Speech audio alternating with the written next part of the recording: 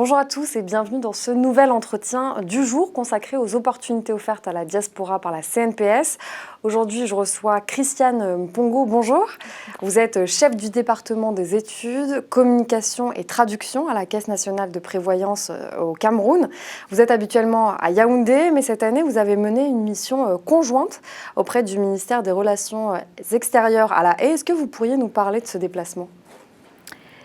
Merci pour l'opportunité que vous offrez à la Caisse nationale de prévoyance sociale de parler de sa présence à La Haye. En fait, à La Haye, il s'agissait de quoi? Il s'agissait des journées économiques et culturelles organisées par l'ambassade du Cameroun auprès de La Haye. Et le gouvernement camerounais a pensé que la CNPS devait prendre part à ce projet-là en allant rencontrer la diaspora pour leur parler de l'assurance volontaire. Et justement, la diaspora a un rôle important. En 2014, il y a la division des Nations Unies pour la population qui a révélé que la diaspora camerounaise, c'était la deuxième plus grande communauté d'Afrique centrale à l'étranger. Qu'est-ce que la CNPS elle a à leur offrir justement comme opportunité à cette diaspora ? Effectivement, ce que la Caisse nationale de prévoyance sociale peut offrir à la diaspora en ce moment, c'est l'offre de l'assurance volontaire. Elle est encadrée par un décret du PM, le décret du 13 août 2014. Et c'est cette offre-là que nous sommes allés vendre, nous sommes allés sensibiliser nos compatriotes à adhérer à l'assurance volontaire. Et justement, est-ce que vous pourriez nous parler de ces conditions d'adhésion ? J'imagine qu'elles sont différentes pour les résidents camerounais et ceux de la diaspora. Non, du tout. Elles ne sont pas différentes, qu'on soit résident, travailleur au Cameroun ou à l'étranger.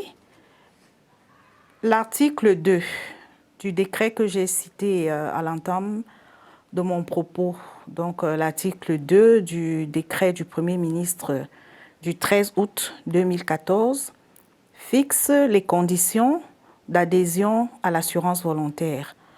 En résumé, je pourrais dire que l'assurance volontaire est offerte à tous les Camerounais dotés d'une capacité contributive. Il faut pouvoir payer ses cotisations sociales pour adhérer à l'assurance volontaire. Et il faut être un travailleur qui n'est pas régi par le Code du travail.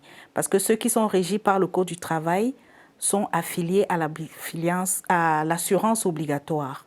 D'accord. Et finalement, pas de différence alors entre... Non, il n'y a pas de différence entre le Camerounais qui travaille au Cameroun et celui de la diaspora. Il n'y a pas de différence. Et si on évoque le sujet de la prise en charge des assurés volontaires, est-ce que vous pourriez nous parler des modalités justement de prise en charge ? La prise en charge, c'est vous qui fixez. L'assuré volontaire, c'est lui qui fixe le montant de ses cotisations. Et il devrait seulement respecter ce montant de cotisation-là. Mais en même temps, ce montant ne doit pas être inférieur au SMIC, au Camerounais, qui est de 36 270 francs. Et il ne doit pas être supérieur à 750 000 francs, qui est le plafond reconnu dans le gouvernement camerounais comme plafond des cotisations sociales. Donc c'est sur la base du salaire qu'il va fixer que nous allons calculer la cotisation à payer tous les mois. Alors, on parlait de l'Europe parce qu'il y a une forte présence de la communauté, de la diaspora camerounaise. Ouais. Est-ce que l'ambition aussi de la CNPS, conjointement au ministère des Relations extérieures, c'est de viser d'autres continents et de viser d'autres diasporas ? Bien évidemment, oui. Notre souhait est que tous les Camerounais travailleurs régis par le Code du travail ou non soient couverts par la sécurité sociale au Cameroun. Ça, c'est notre souhait. Maintenant, pour ce qui est des assurés volontaires, oui, nous avons saisi l'opportunité de La Haye. Si d'autres opportunités se présentent, nous irons. On a une forte communauté de Camerounais aux Émirats arabes unis et c'est une population jeune. Moi, je pense que si on a cette opportunité-là d'y aller pour faire ce que nous avons fait à La Haye, on ira, pourquoi pas. Alors là, vous êtes venu en tant que représentante de la CNPS à Paris. Donc l'une des évolutions de l'institution, c'est de digitaliser un maximum les échanges. Et d'ailleurs, vous êtes connu pour votre capacité à innover. Est-ce que vous pourriez nous dire, c'est quoi les derniers points sur lesquels la CNPS travaille actuellement? La CNPS, je pense que la digitalisation est atteinte à 100% à la CNPS. Qu'est-ce que je dirais? Le dernier point sera peut-être sur l'intelligence artificielle. Pourquoi pas? Parce que nous sommes digitalisés. On n'a plus rien à prendre ou à envier de qui que ce soit. Donc, s'il y a un point, un bon à faire, ce sera celui d'aller vers l'intelligence artificielle. Et le développer en quel sens? Le développer dans le sens où, pour le client, parce qu'en fait, chez nous, à la CNPS, c'est le client qui est roi. Tout ce que nous faisons, c'est pour faciliter les procédures afin que le client se sente de plus en plus à l'aise.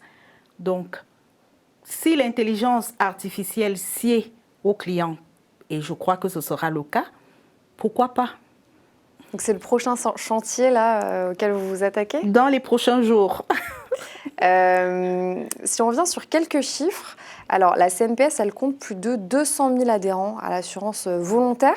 Est-ce que vous avez l'impression d'avoir atteint vos objectifs? Du tout, non. Alors pourquoi? Non, parce que 200 000, ce n'est pas assez. Au Cameroun, on sait que la population est jeune. Et puis que 80% de personnes sont dans l'informel. C'est ces travailleurs indépendants-là que nous recherchons. Donc, on ne peut pas dire que 200 000, c'est assez. Nous avons encore beaucoup de choses à faire, de la sensibilisation à faire pour que les Camerounais adhèrent à l'assurance volontaire. Et par quoi elle passe justement cette action de sensibilisation? Est-ce qu'il y a des campagnes qui sont menées au quotidien? Comment vous visez justement ce public, ce public de travailleurs, ce secteur informel? Nous communiquons. Oui, nous faisons des campagnes à travers nos centres de prévoyance sociale. Les centres font des campagnes. Au niveau de la direction générale, nous communiquons, nous saisissons les opportunités comme celle de la haie. Nous nous retrouvons sur les plateformes du gouvernement chaque fois que nous pouvons pour aller parler de l'assurance volontaire. Donc, nous continuons de communiquer, de sensibiliser par les médias, par, qu'est-ce que je dirais, par tous les moyens de communication que nous offrent ces opportunités-là. Et alors là, justement, il y avait des points clés, il y avait la haie, il y a ces actions de sensibilisation. C'est quoi les objectifs, les perspectives d'évolution à ce jour-là de la CNPS?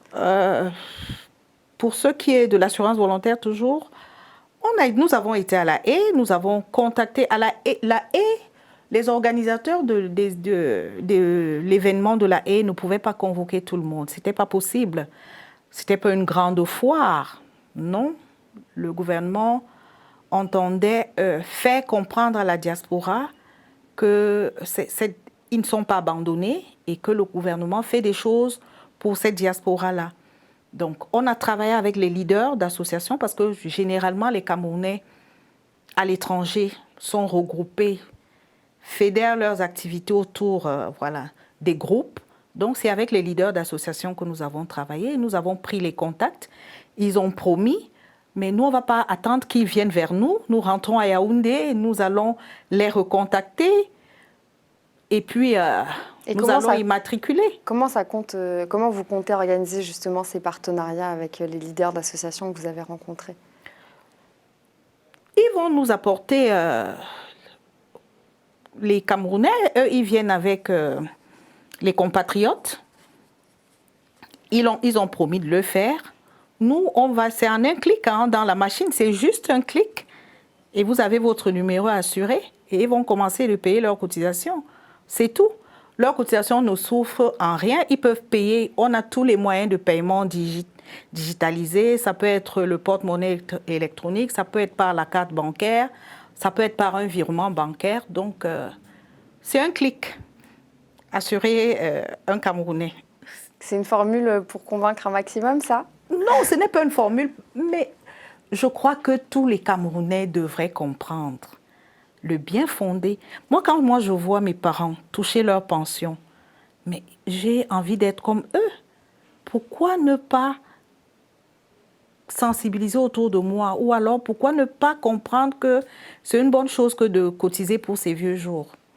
C'est des opportunités, moi je dirais à la diaspora, vraiment, c'est des opportunités à ne pas louper. À ne pas louper. Nous avons un système de sécurité sociale des plus généreux du monde, parce que je puis vous dire que lorsque vous cotisez en assurance volontaire, lorsque vous avez cessé toute activité salariale, les 4 premières années de votre retraite, vous avez touché tout ce que vous avez cotisé pendant 15 ans. On arrive déjà à la fin de cet entretien du jour. Merci d'avoir répondu à nos questions, Christiane Mpongo. Quant à nous, c'est déjà la fin de cet entretien. Merci de l'avoir suivi. Et en attendant le prochain, continuez à vous informer sur Télé Sud.